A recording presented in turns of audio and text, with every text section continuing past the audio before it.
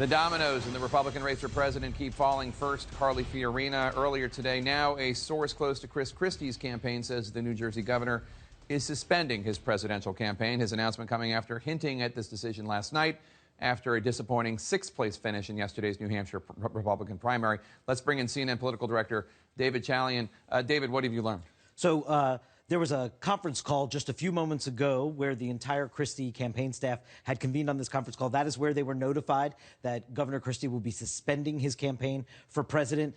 This is after Governor Christie made calls to donors throughout the day, to friends, to supporters, as he was working through what he said last night in New Hampshire. He and Mary Pat, his wife, were going home to New Jersey to reassess where things stand. That reassessment happened all day long, lots of phone calls, and now, just now, the campaign staff has been notified he is suspending his presidential campaign. Looking at the race, I don't think that the bridge scandal in New Jersey is necessarily a contributing factor at all to why there didn't seem to be a lane for him. It seems to me like his governance and his record were just too liberal, moderate, cooperative with Democrats for this Republican electorate. Is that fair? I think it's fair. No doubt that it's fair. I think his record was always going to be a problem. Anyone looking at Chris Christie from a blue state, governing that way as the governor of New Jersey, trying to make a play for the Republican nomination was always going to be complicated for exactly the reasons you're saying. I always ask the question to myself and to his advisors saying,